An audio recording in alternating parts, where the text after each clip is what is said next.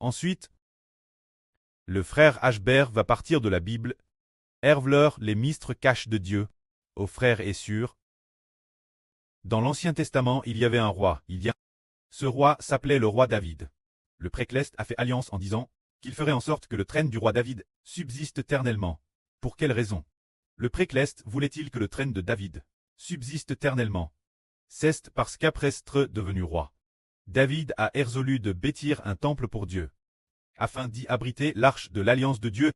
C'est pourquoi Dieu, voyant que David avait cette aspiration, a fait alliance pour que le trône de David subsiste éternellement, afin que ses descendants, génération après génération ergienne. Mais le prêtre a dit David que parce qu'il avait vers trop de sang, il ne pourrait donc pas bâtir la maison de Dieu. Cependant, le fils de David, un fils qui allait lui naître, le prêtre lui accorderait la paix et la tranquillité. C'est lui qui bâtirait la maison de Dieu. De plus, Dieu a fait alliance en disant que ce fils de David, Dieu l'ablirait comme fils de Dieu.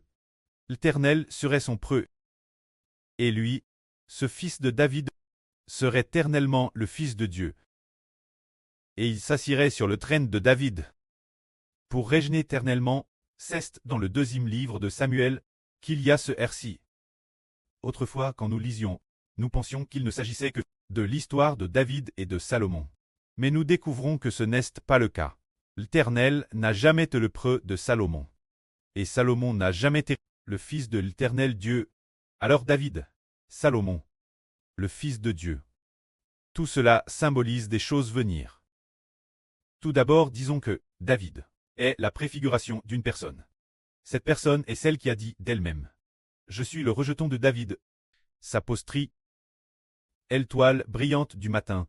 Le David dont on parle ici est la préfiguration du David du Nouveau Testament. Le David spirituel, c'est dire le Seigneur Jésus-Christ. Le David nain de l'Esprit Saint. C'est son trône, lui qui subsistera éternellement. Quant au David de l'Ancien Testament, son trône, ses descendants, qui lui ont succédé comme roi. Il n'y a eu qu'une vingtaine de descendants. Non, c'est possible. Il y en a eu plus de 40. 41 personnes ont succédé David comme roi.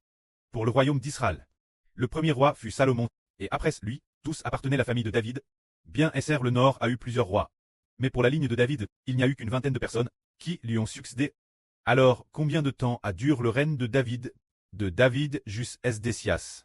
Il n'y a eu qu'environ 400 ans de règne.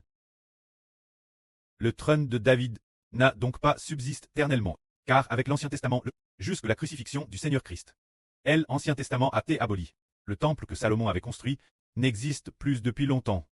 Ainsi, puisque David voulait bâtir un temple, et que Dieu voulait, en raison de cette construction, faire subsister son trône éternellement. Qu'en est-il alors du trône de David? L'Ancien Testament est aboli. Et Salomon le descendant de David. Quant aux descendants de David, l'époque de Ézéchias, la royaume a pris fin.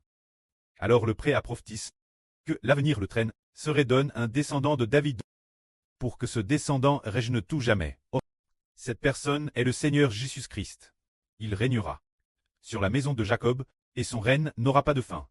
Il s'assiera sur le trône de David, son oncle, pour régner, quand celui-ci. Il est le descendant de David, mais comme c'est la nouvelle alliance qui a été établie. David est régné Jérusalem, la Jérusalem de l'ancienne alliance, tandis que le Seigneur Jésus règne dans la nouvelle Jérusalem. La Jérusalem cleste, c'est pourquoi le Seigneur Jésus est le David de la nouvelle alliance, alors que le trône de David n'a duré que 400 ans environ. Le trône du Seigneur Christ. Le précleste ajure, quant au trône du Seigneur Jésus-Christ, aussi longtemps que dureront le nouvel univers et la nouvelle terre, aussi longtemps durera le trône du Seigneur Jésus-Christ. Tout comme celui qui a bâti le temple, n'était pas le Seigneur Jésus-Christ, mais le fils du Seigneur, le frère Hébert. Tout comme ce n'était pas David qui a bâti le temple, mais Salomon, en raison de la construction du temple. Le frère Ashbert s'assiera pour toujours sur le trône du Seigneur Christ pour régner au cycle des cycles. C'est pourquoi le frère Ashbert, cet enfant dans l'Apocalypse, a été enlevé vers Dieu et vers son trône. En réalité, il a aussi enlevé vers le trône du Seigneur Christ.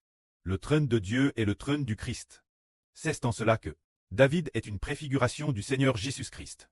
Et le fils de David préfigure le frère Hébert. C'est le mystère de la vie. Que la gloire soit rendue au prêtre et au Seigneur. Amen.